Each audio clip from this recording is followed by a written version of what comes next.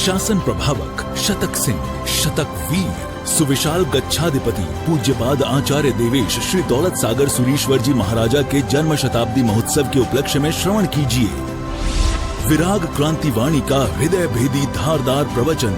जिन शासन जिंदाबाद। क्रांतिकारी प्रवचनकार श्री शत्रुंजय महातीर्थ सेवक, कत्ल खानों के जाहिर विरोधक, लाखों पशुओं के रक्षक, मिशन हिंसा मुक्त पालिताना के मार्गदर्शक, श्वेतांबर मूर्ति पूजक तपोगच्छीय सुविशाल सागर समुदाय के गौरव, पूज्य पन्यास प्रवर श्री विराग सागर जी महाराज।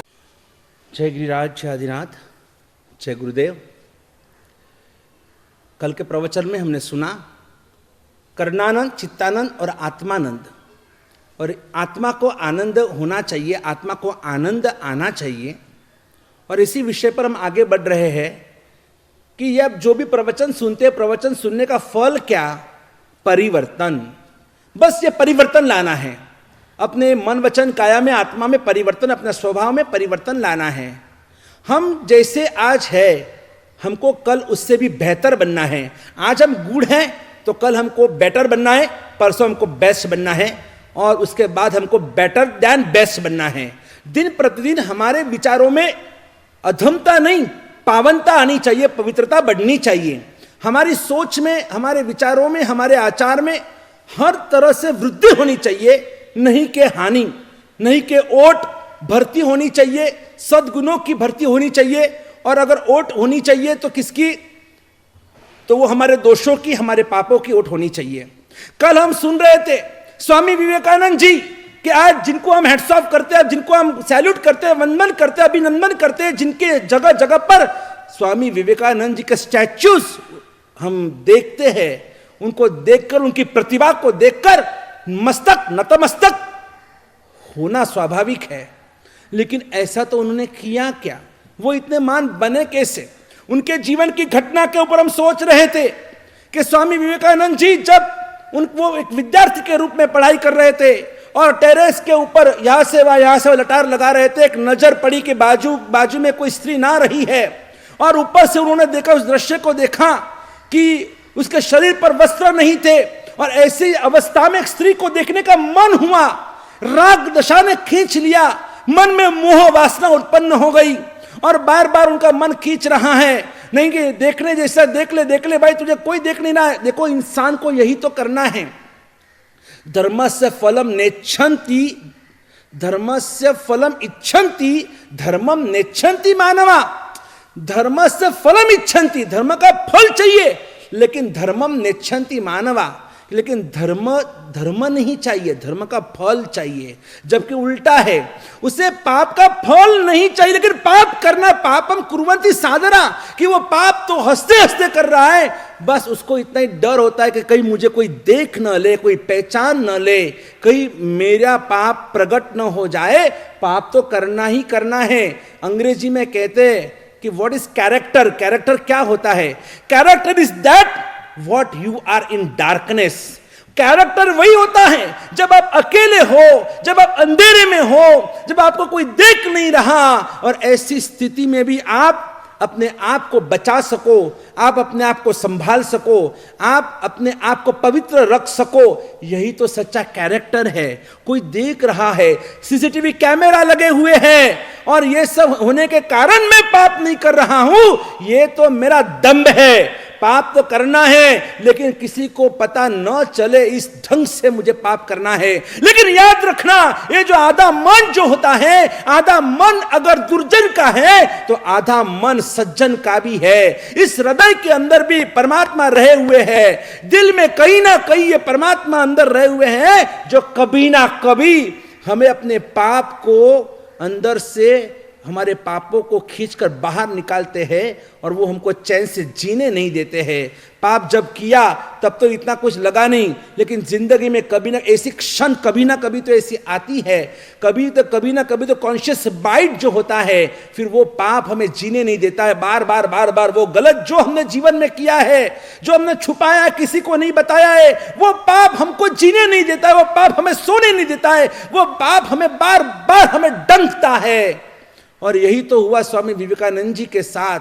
और उनका आधा मन जो राम का था और उस राम के मन ने कहा कि विवेकानंद ये तू क्या कर रहा है, नहीं नहीं ये तू गलत कर, तू विवेक, तेरे में विवेक होना जरूरी है, तू ऐसा नहीं कर सकता बेटा। वत्स तुझे महान बनना है, शुद्धोसी बुद्धोसी निरंजनोसी संसार माया परिवर्जितोसी। तुझे अगर शुद्ध बुद्ध निरंजन निराकार बनना है, तू एक स्त्री के सामने ऐसी नजर से देख रहा है, वो तेरी बहन है, वो तेरी माता है, वो तेरी बेटी जैसी अगर छोटी है तो बेटी होती है, समान उम्र की होती है तो बहन होती है, और बड़ी होती है तो मां होती है। और जब हमने स्कूल के अंदर भी हम सभी ने प्रतिज्ञा ली हुई है, all Indians are my brothers and sisters, सारे भारतीय मेरे बांधव है, मेरी भगिनी है, हमने सभी ने प्रतिज्ञा ली, कसम ली है। और आज हम भी ऐसे लफड़े करते हैं। आज हमारे कॉलेज, हमारी यह कॉलेज लाइफ देखो, स्कूल लाइफ देखो, आज कहां पर कैरेक्टर रहा हुआ है, सब कुछ खत्म हो गया। पूरा समाज आज कैरेक्टर लेस बनने की ओर दौड़ रहा है। सभी को आज किसी को वो सीता मैया का वो एक काल था, समय था कि जब उनका अपहरण हुआ और उसके लिए तो पूरी रामायण का सर्जन हुआ, वो द्रौपदी का चिर वस्त्र हरण हुआ और उसके लिए पूरा महाभारत हो गया। लेकिन आज की तो सीता और द्रौपदी आज वर्तमान काल की हमारी सन नारियां, हमारी मां सती जो थी उसमें से आज कहां से कहां पहुंच गए। सभी को एक्ट्रेस बनना है, सभी को हीरोइन बनना है और सभी को रैंप वॉक करना है, किसी को मिस यूनिवर्स बनना है, किसी को मिस वर्ल्ड बनना है, किसी को मिस एशिया बनना है। और इस दौड़ के अंदर आज वस्त्र हरण की जरूरत ही नहीं रही है, क्योंकि आज हमारी सन नारी कहने वाली, जिसको हम सन नारी कहते हैं, आज वो खुद ही अपने वस्त्र को उतार रही है, वो खुद ही आज निर्वस्त्र हो रही है, वो लाज वो शर्म सब कुछ चला गया। और इसीलिए तो आज पूरा समाज देखो छिन्न भिन्न हो चुका है। बहुत दर्द होता है जब हम देखते हैं, ऐसे दृश्य को सुनते हैं, देखते हैं, कभी न्यूज़पेपर के अंदर, कभी व्हाट्सएप के अंदर। आप सब उसी दुनिया में रहे हो, हम तो कहीं ना कहीं भगवान ने हमें कहीं ना कहीं तो बचाया है, लेकिन आप तो ऐसी दुनिया में रहे हो। वो कोशा वेश्या का जो वातावरण सुभद्र महात्मा के वक्त में था, वो सिर्फ कोशा वेश्या के घर पे था। आज तो छड़े चौक बाजार में जहां नजर करो वहां पर हर जगह पर ऐसा ही बदबू भरा वातावरण, विभत्स वातावरण आज हर जगह पर देखने को मिलता है।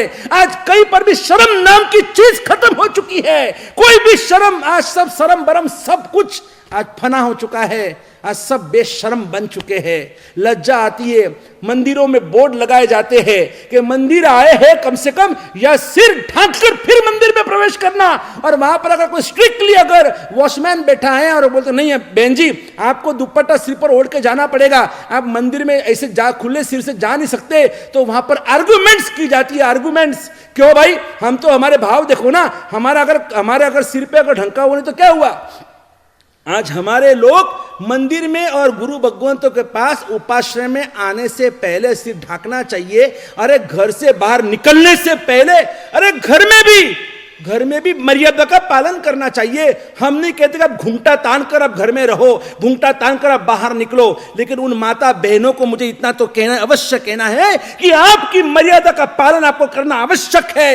आप जितने मर्यादाशील रहेंगे ये उतना ये पुरुष वर्ग, क्योंकि आप में कोई कमी नहीं है, लेकिन हम जो भी पुरुष है ना, जितने भी इस दुनिया में पुरुष है, इन पुरुषों के आंखों में वासना भरी हुई है। इन पुरुषों के मगज के दिमाग के अंदर पूरा दिमाग सड़ चुका है। और इसीलिए ये पुरुष जाति आप पर हावी हो जाए, आपके ऊपर कुदृष्टि करे, और इसलिए आपको मर्यादा में रहना जरूरी है। आप तो जवेरात हो, आप तो कोहिनूर हो, और कोहिनूर को कोई लूट ना ले, और इसीलिए आपको तिजोरी में रखा जाता है। आपको मर्यादा में रहना, ये तिजोरी में रहना जैसी बात है। आप शोकेस पीस नहीं हो कि पूरी दुनिया आपको देखे। आज स्त्री स्वयं शोकेस पीस बन गई है। आपके प्रोफाइल फोटोज आप व्हाट्सएप पे, फेसबुक पे आप डालते हो, आपको मालूम है आपके फोटो का कितना दूषण हो रहा है, आपके फोटो का कितना मिसयूज हो रहा है, कितने लोग आपको देख देख कर पाप बांधते हैं। क्यों आप ऐसा करते हो? आप सज्जन हो, आप सन्नारी हो, आप सुश्राविका हो, आप जैन हो, आप हिंदू हो, आप जो भी हो, आप अच्छे घर के खानदान घर के हो, आपकी तस्वीरें क्यों सोशल मीडिया में अपलोड करते हो? कहीं ना कहीं आपको टारगेट किया जा रहा है। आपके साथ में कभी ना कभी कुछ ना कुछ बड़ा हादसा होगा, तब फिर रोएंगे आप, फिर एफआईआर करेंगे, तब आप फरियाद करेंगे, तब आप आवाज उठाएंगे। अरे उससे पहले prevention is better than cure. आप आपकी मर्यादा का पालन स्वयं करना सीखो, तो क्यों कोई आपके ऊपर बुरी नजर कर सकता है। आज भी देखो, गुरुद्वारा में जाने से पहले वहां पर अलाउड ही नहीं है, लेडीज तो जाने दो, जेंट्स को भी अगर गुरुद्वारा में प्रवेश करना है ना तो सिर पर कम से कम रुमाल बांधना तो पड़ेगा ही। आप खुले सिर से गुरुद्वारा में जा ही नहीं सकते हैं। नो लेडीज नो जेंट्स कोई अलाउड नहीं है, आपको सिर ढकना जरूरी है। किसी भी मस्जिद में देखो, आप किसी भी आप जाओ, आप कहीं भी पीर फकीर के यहां पर किधर भी जाओ, आपको वहां पर फॉरेन भी जाओ, दुबई भी जाओ ना घूमने के लिए, तो वहां पर भी आपको सिर ओढ़ना पड़ता है।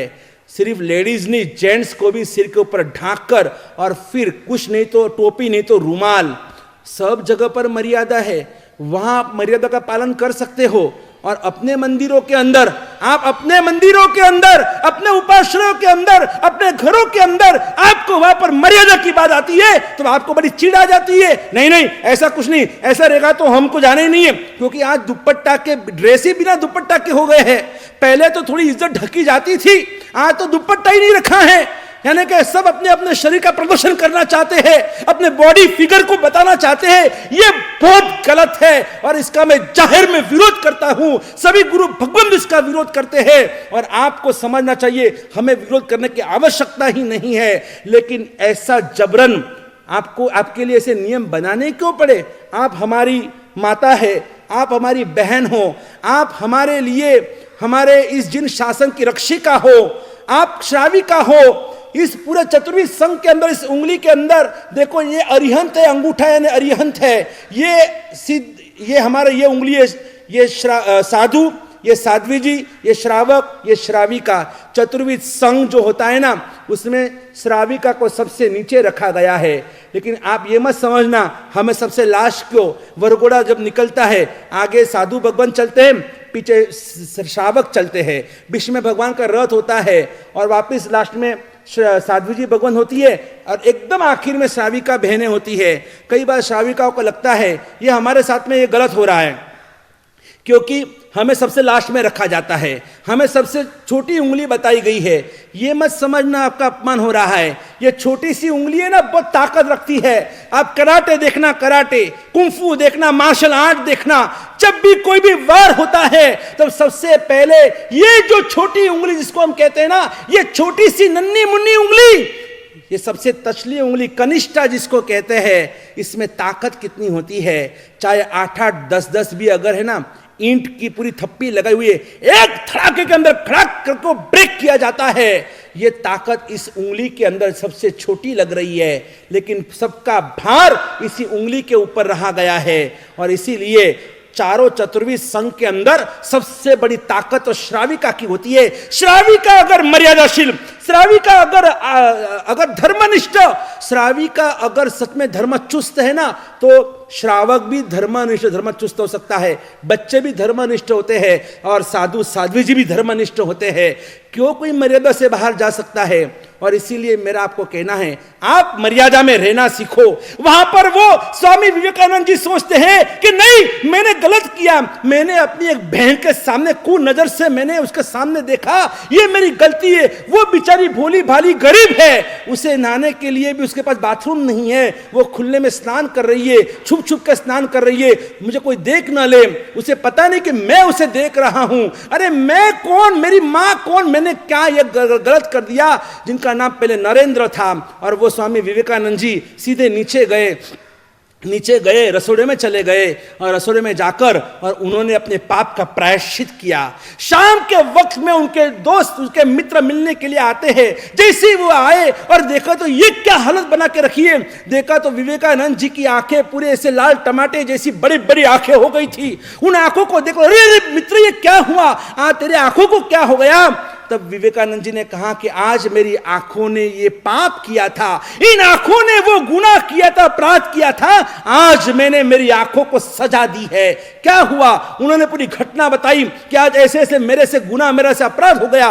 मैंने बहुत गलत किया। मैंने अपनी बहन के सामने, भले वो मेरी सगी बहन नहीं है लेकिन एक भारतीय है, मेरी हिंदुस्तानी है, वो भी मेरी बहन है, और मैंने अपनी बहन के लिए मैंने बहुत गलत सोचा, मैंने गलत किया। मेरे इन आंखों से मेरे इन आंखों में विकार वासना निर्माण हुआ था आज, और इसलिए मैंने इन आंखों को मैंने सजा दी है। मैंने नीचे आया, नीचे आके मैं रसोड़े में गया, मैंने वो मिर्ची की बरनी खोली, और वो बरनी खोलकर और मैंने 2 मुट्ठी भरकर लाल मिर्ची मैंने अपनी आंखों में भर दी, और मैंने कहा बस तुझे ये सजा मिलनी चाहिए कि आज तूने जो भी तेरे बहन के साथ गलत व्यवहार किया है ना, और उसकी सजा तुझे अवश्य मिलनी चाहिए। और इसीलिए मैंने इन दोनों आंखों में मिर्ची भर दी।